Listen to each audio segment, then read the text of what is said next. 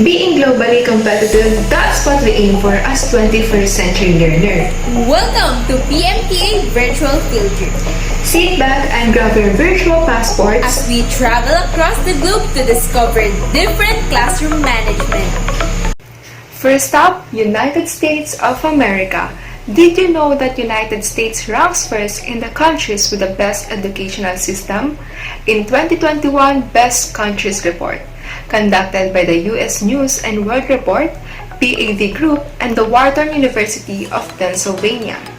The report surveys thousands of people across 78 countries, then compiles scores from three equally weighted attributes: a well-developed public education system, would consider attending university there, and provides top-quality education. According to Coppersov et al. Of 2016, teachers' classroom management is associated with students' outcomes. It was found that effective classroom management significantly increases academic achievement of students and decreases their behavioral problems. Pero, ano nga ba ang classroom management? Kayo ba? Anong naiisip nyo when you read or heard the word classroom management? Thank you for sharing your thoughts.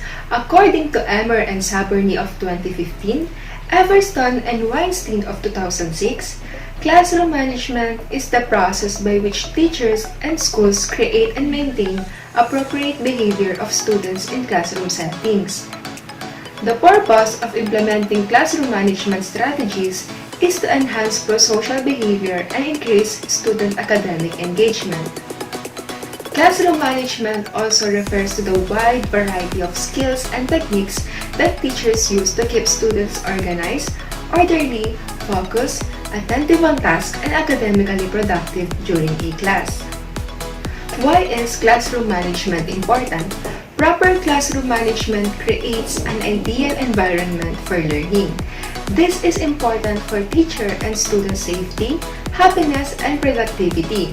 A successful classroom management system will help prevent teachers to experience burnout and reduce the need for yelling, scolding, and other stressful discipline methods that causes friction between student and teacher.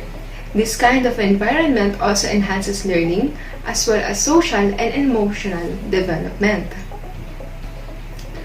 Always remember, managing a classroom is more than compliance for rules and strategies that teachers use to make sure that students are sitting in their seats, following directions, and listening attentively. Classroom management extends to everything that teachers may do to facilitate or improve student learning, which includes the factors such as behavior, environment, expectations, materials, and activities. For behavior, like a positive attitude, happy facial expression, encouraging statements, respectful and fair treatment to students. For environment, for example, a welcoming and well-lit classroom.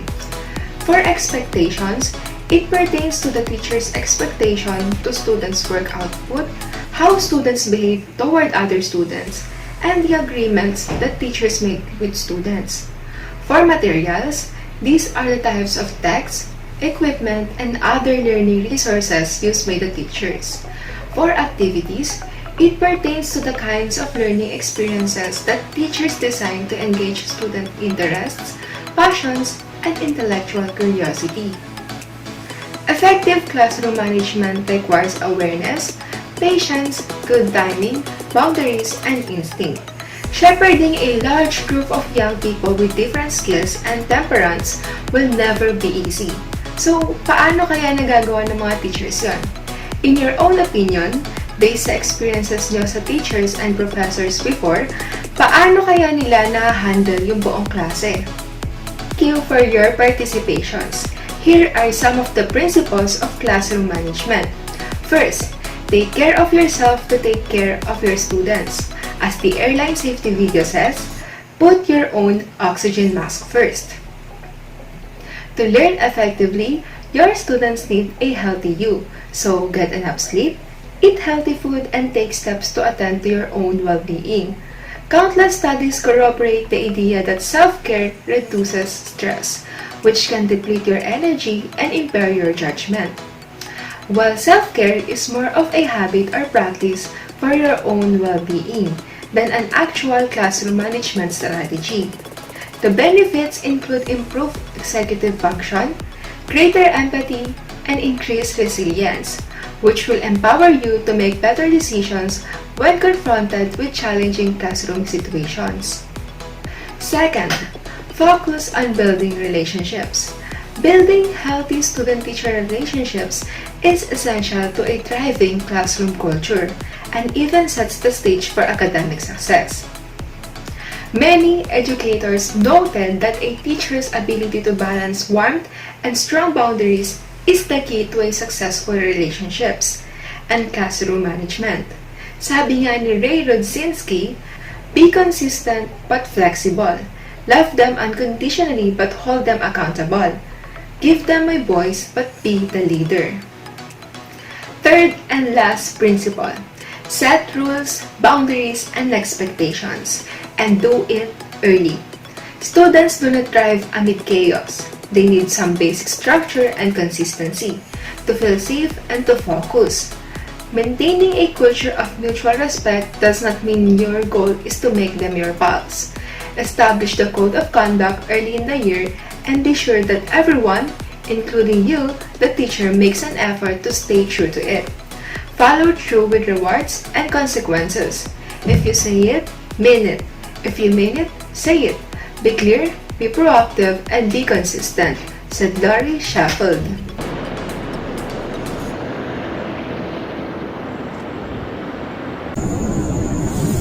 So, ito yung first flight natin papuntang University of California para ma-explore ano-ano nga ba ang styles of classroom management. Dahil balita ko, doon nag-aral ang ating research psychologist na si Diana Baumrin.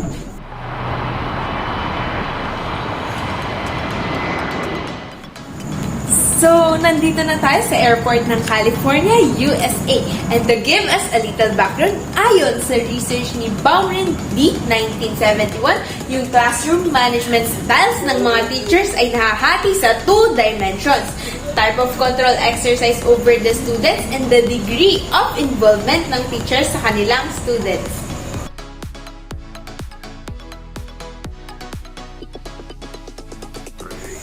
Pupunta na nga tayong University of California. So, to continue what I am discussing, classroom management styles of teachers can be readily identified on the basis of both the degree of control and the level of involvement. The nature of each management style can be identified from the chart on the screen. If there is a high control exercise over students and low involvement of teachers with students, it results to an authoritarian classroom management style. If there is a high control and high involvement, it results to an authoritative classroom management style. If there is a low control and low involvement, it results in a permissive classroom management style. If there is a low control and high involvement, it results on indulgent classroom management style. We will discuss those in depth in a bit.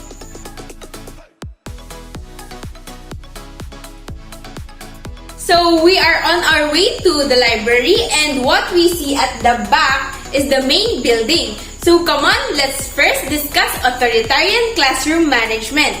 Authoritarian teacher places firm limits and controls the students. The teacher maintains the spotlight and control over all aspects of class. This teacher is most likely not to have formed relationships with their students. This teacher looks like this. Okay, class, arrange your seats in alphabetical order. Faster! Then we will have a graded recitation. Miss, what is the definition of accounting? Students will often have assigned seats for the entire term. The desks are usually in a straight rows and there is no deviations. It is an art. It is... I forgot, Mom. The art of what? Faster! You should have known that. This teacher prefers vigorous discipline and expects swift obedience. Often, it is quiet. Students know they should not interrupt the teacher. Since verbal exchange and discussion are discouraged, the authoritarian students do not have the opportunity to learn and or practice communication skills. So, let us now go and discover the University of California's Duncan Student Center, where we will learn the second classroom management style, which is authoritative. So, authoritative style of classroom is a balance of teacher control and student involvement. Students are encouraged to participate and collaborate, but also follow the rules. The teacher follows student input and feedback on how they feel about their learning environment and ideas that can be incorporated to make it better.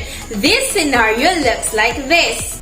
So, good morning class. I am your teacher for this term, and can you please all arrange your seats into alphabetical order so I can easily familiarize all of your names? Then we'll have a short recitation for a while. So, can anyone give the meaning of accounting?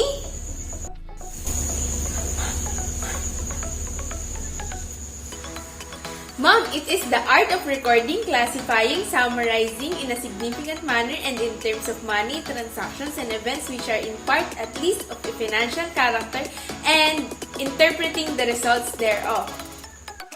This classroom management style offers the student the opportunity to learn and practice communication skills. Students are not afraid to contribute and take the risk. The students know that they can interrupt the teacher if they have a relevant question or comment. Student outcomes in this classroom are positive. So, maghanap pa tayo ng gagalaan sa University of California. Doon natin sabay-sabay alamin ang third classroom management style, which is indulgent. Indulgent classroom management style is described as the high level of involvement but a low level of control. Kadalasan, ito daw yung mga gusto ng estudyante. The teacher gives students the freedom to express themselves, but due to the lack of control, the class is taken over by the students and lessons tend to get off task. This style looks like this.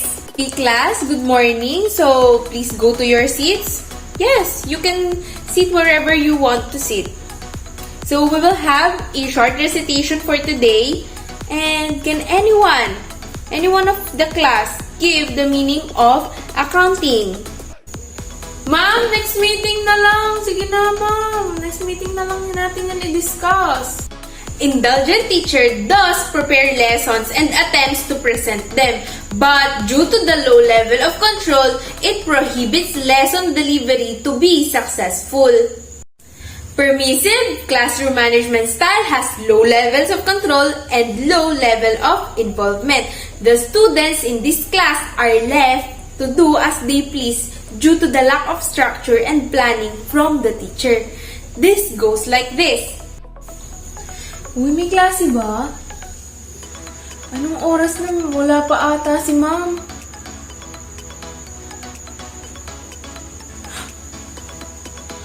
Wala, ang hirap kaya sagutan ng statistics. Hindi naman naturo. Paano kaya ito sasagutan? Okay, class? Kumustahan lang tayo dito. Kumustahan, ha? So, yung mga modules nyo, ibibigay ko this week. And self-explanatory naman yun. Basahin nyo na lang. And sagutan nyo. Then, may tanong ba, class? O, kung wala, class dismiss. With low levels of control and low levels of involvement, students' educational fate cannot be promising. The teacher is hands-off and allows the student behavior to get out of hand at times. To sum up, Baumrinn's for classroom management style, the authoritarian style helps to produce students who are ineffective at social interaction and somewhat inactive. The authoritative style helps to produce students who are socially competent, and responsible. Both indulgent and permissive styles help to produce students that are immature, show poor self-restraint, and those who exhibit poor leadership skills. Hope you all enjoy our University of California Educational Campus Tour!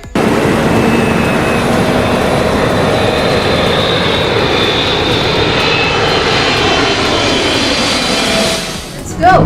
Let us now discuss the advantages and disadvantages of classroom management. What are the pros and cons of classroom management?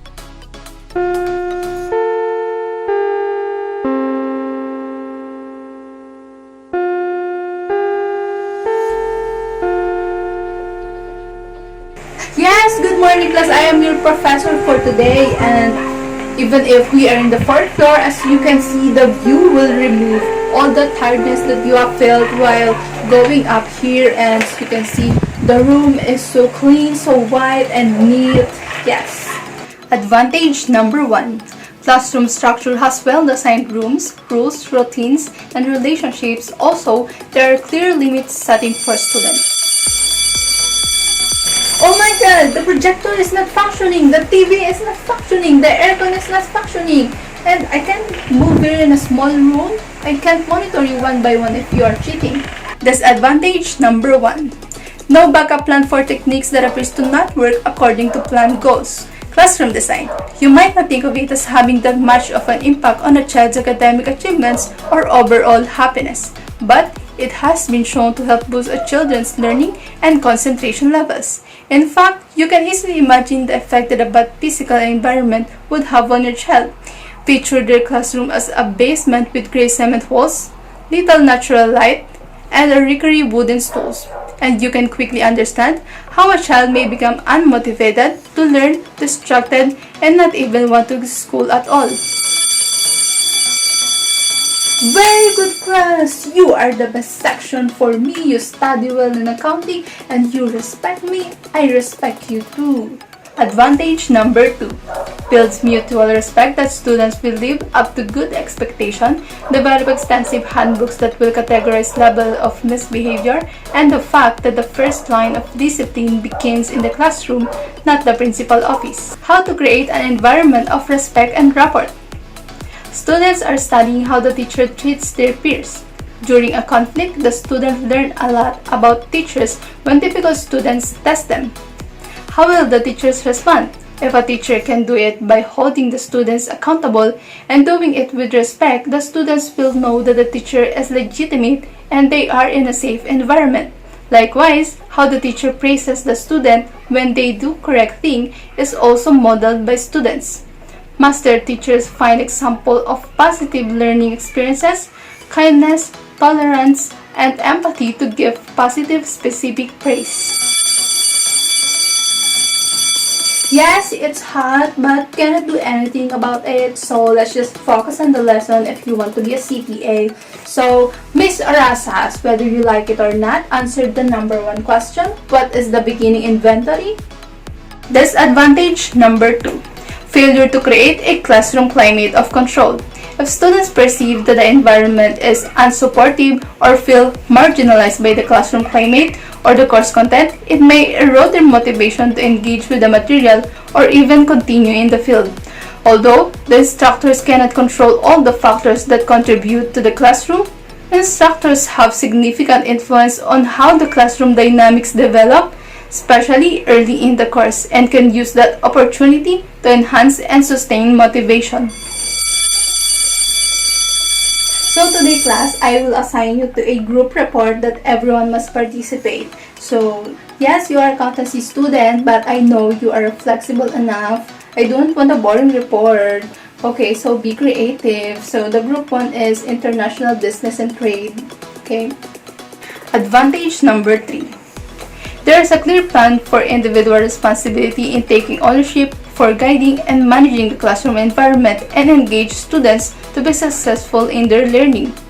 Research has demonstrated that engaging students in the learning process can increase their attention and focus, motivates them to practice higher level of thinking skills, and promotes meaningful learning experiences.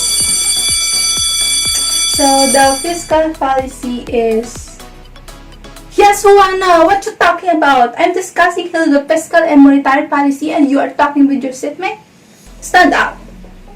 Disadvantage number 3. Varying off the focus of the recent philosophy as your guidance tool and letting the students control the environment. The most common question we get from the educators is, how can I control my difficult classroom? And there are many ways to do that. First, be the boss. Think yourself as the commander-in-chief. This means when you speak, they listen. Establish clear rules for what it really means to be listening and explain clearly to the children. And if students aren't paying attention or busy with other things, get them focused by using non-verbal signals of disapproval.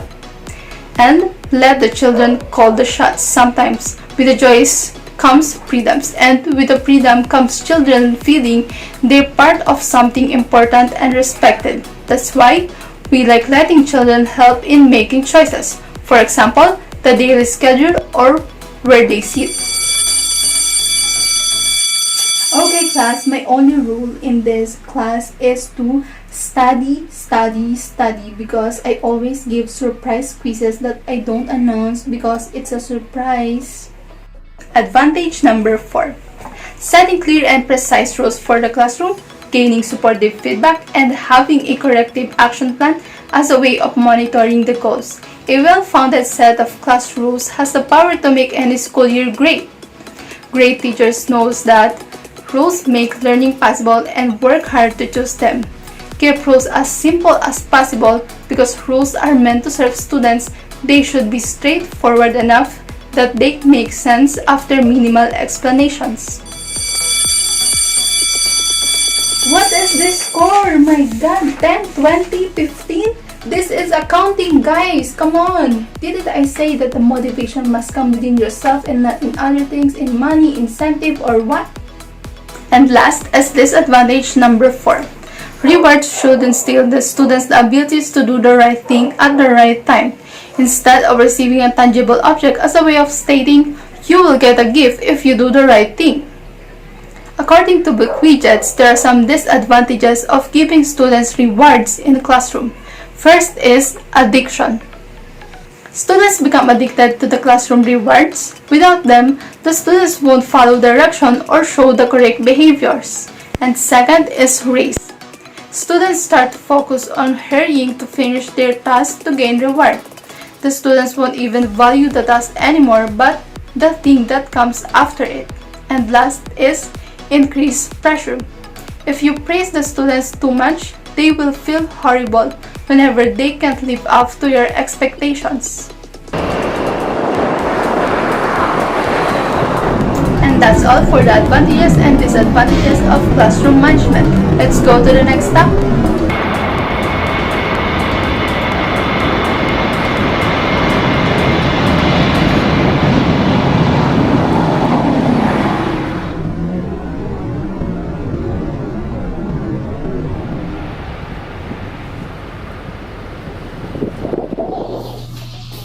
We are here in the University of Canterbury in New Zealand. This is the university where Dr. Barry Parsonson conducted his research entitled Evidence-Based Classroom Behavior Management Strategies. Dr. Parsonson completed a Master's of Arts in Psychology and postgraduate diploma in Clinical Psychology at this university. His paper on classroom-based intervention is derived from the Applied Behavior Analysis, which involves the application of the principles of operant conditioning to socially relevant human behaviors.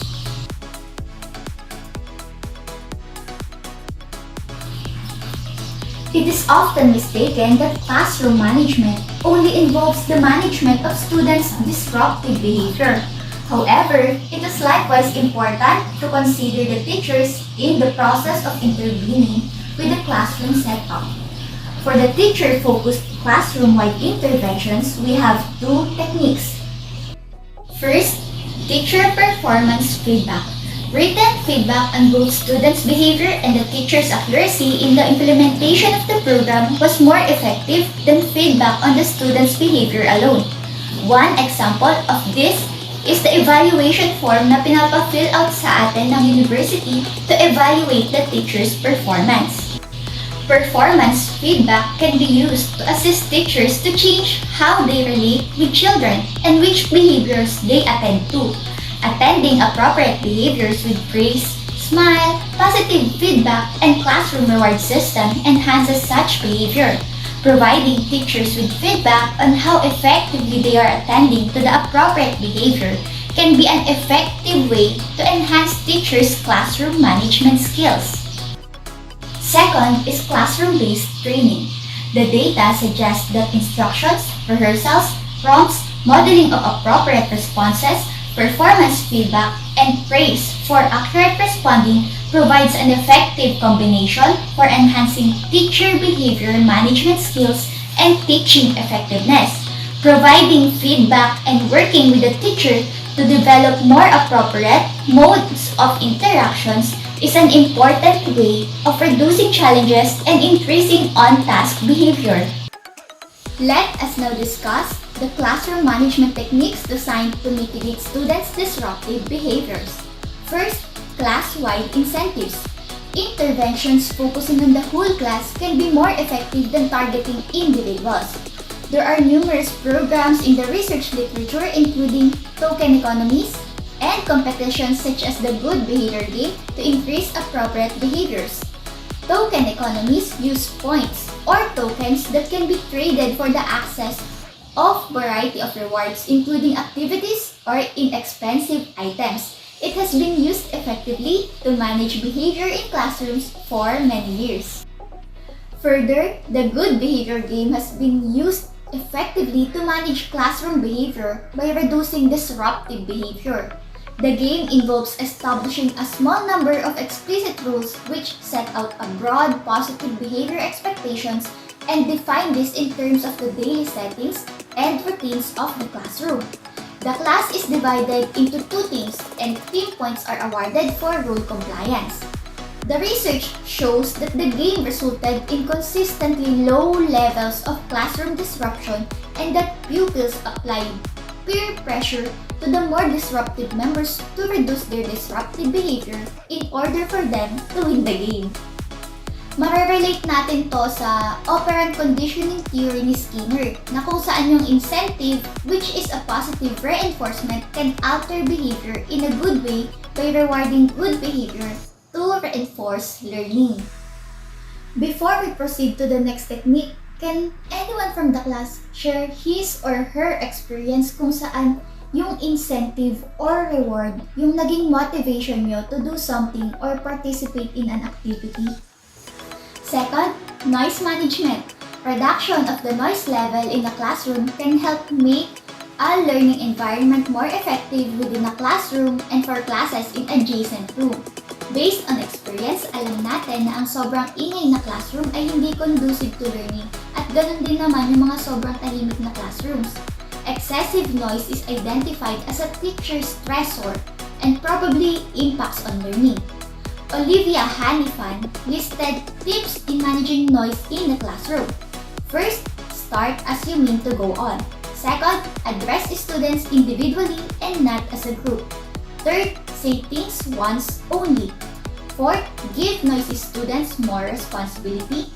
Fifth, encourage active learning. Sixth, listen more. And seventh, get to know your students. Third is managing transitions. The 21st century classrooms encourage group activities that involves discussions, sharing of equipments, and moving around. And this tends to be noisier and more active than the traditional classrooms. Managing behavior and transitions can be assisted by establishing a few clear rules for expected behavior during each of the various group activities in the daily class program and for transitions in between them. Increasing students' engagement in activities by changing the way teachers elicit answers to questions can enhance wider participation in some components of the curriculum. Gardner, Hayward, and Grossi compared the usual hand-raising technique and response by holding up a card where all students write their answers to teachers' questions. The use of the response card resulted in a 14-fold increase in students' participation compared with the usual hand raising, which targets only few students. I remember na this was applied to us in our previous class activities no senior high school. Gumamit kami ng illustration board to answer sa recitation. And I must say na it actually increased the participation during the class discussion. Fifth, peer support. Studies of peer control of reinforcement, use of peer as aids, and pupil self-evaluation strategies for on-task behavior are all examples of engaging pupils in their own behavior management. This can effectively support teacher-applied consequences as part of a classroom behavior program. Nakakatulong din ang peer support para ma-encourage ang self-management skills ng students so they can increasingly take responsibilities for their behavior. Self-recording and teacher feedback enhanced the quality of work and resulted in increased teachers' praise. For example, sa TQM natin, nung nagawa tayo ng product proposal, may mga members ng group na nag-evaluate and nag-grade sa atin depending on the contribution and performance natin. Another example is yung sa CIS naman, which is yung leaders are tasked to evaluate and give scores to members based on their contributions in the activity. Another question before we proceed to the next technique, gaano or paano nakatulong sa inyo yung mga friends or classmates nyo dito sa journey nyo as a BSE student? Sixth is relationship building. Barker and Gump showed that as a school gets larger, the potential for students' anonymity, non-recognition, alienation, or non-engagement increase. As a consequence, interpersonal relationships between students and their teachers takes on a greater significance. Also, because teacher attention functions as a reinforcer, building positive relationships with pupils is an important antecedent strategy that can serve to reduce disruptive behavior and enhance on-task behavior and students' achievement. Alderman and Green in 2011 have identified and described the 4 basic power strategies that teachers can use to enhance students' relationship and classroom control. First is coercive social power. This strategy uses a teacher's sense of authority to force behavioral changes. For example, the teacher uses methods of corrective behavior and supportive interactions to sway desired behavior. Second, manipulative social power. The teacher uses subtle strategies where students have options and are able to make decisions. It helps when students believe that they have some kind of choice, but the teacher still have the controlling power over the outcomes. Third is expertness social power. This method involves assisting students who struggle in dealing with problems. The teacher will listen and give them resources to help them overcome any concerns. And fourth, likability social power. To build relations with students, teachers can use humor, patience, warmth, passion, and etc. to encourage their class to do the same. The above strategy builds and creates honest and open dialogue between students and the teacher. Dr. Parsonson agreed that teachers who are supportive of all students manage their classroom more efficiently. Having strong and positive student-teacher relations is one of the most important techniques any teacher should possess. Teachers who support and encourage all of the students in their classroom effectively and who identify and target appropriate and desired behaviors with positive reinforcement increase the likelihood of there being an effective classroom behavior manager. I hope you all enjoy our University of Canterbury educational tour. Let us ride the plane again for our next destination.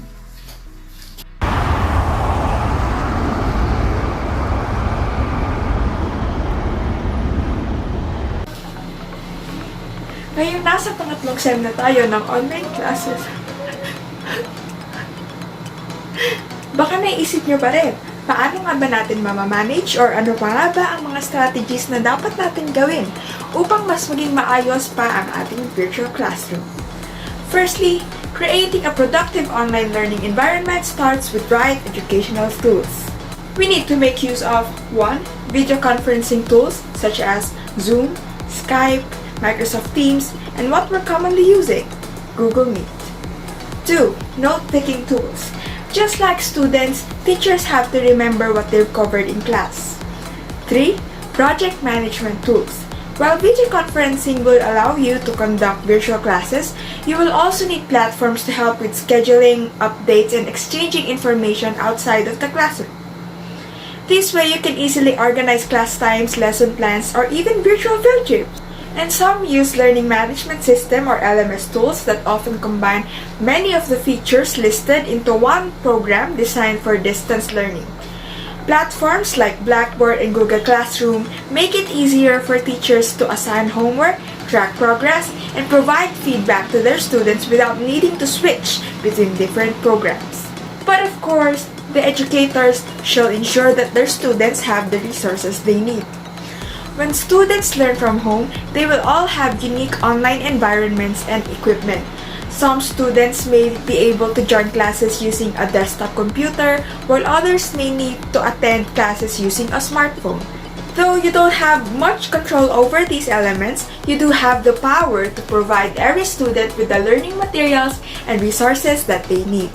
When sharing files or assigning homework to your students, make sure that everything you use is compatible with both mobile and desktop devices. And finally, you need to make sure that your students understand how to use the tools and platforms that you use. But after all this, paano nga ba natin mas maiigtingin pa ang connection natin sa isa't isa? On the side of both the educators and the students. 1. Practice effective communication. It can be difficult to communicate effectively with students even when you're in the same group. When you transition to an online setting, it becomes even more difficult. That's why you need to communicate in a way that commands attention, even when students have their own distractions. So, practice the speed and volume at which you speak. You're bound to experience some lag over video conference calls that both you and your students will need to figure out. Opening your classroom up to free-form discussions may work once all of your students are accustomed to the new way of learning, but you should start by taking the lead and setting the tone you want to have for your virtual course. 2. Be engaging from a distance. Though you want to command respect in your virtual classroom, you also want to keep your students engaged. Every student has a different learning style, so you may need to find ways to make your classroom a fun place to learn.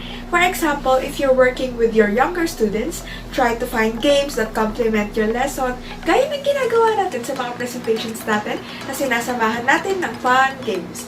Even if you teach older students, you still need to make your lessons interesting and find creative ways to teach online. Students in higher education may be fine with an hour-long lecture, but also try to split each lesson into parts, with activities that necessitate participation and active student engagement throughout. Additionally, educators have to remember that even good students lose focus from time to time. Many students lose focus not because they're bored, but simply because the format is not conducive to their learning style.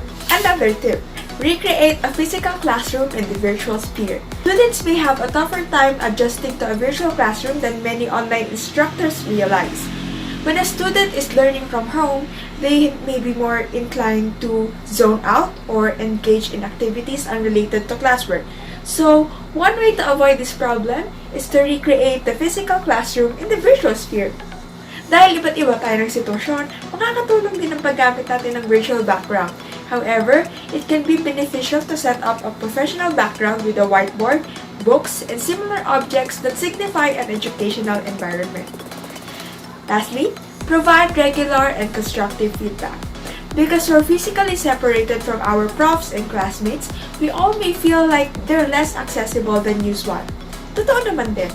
Dahil ang hirap din naman mag-approach when you don't see the person you're talking to face-to-face.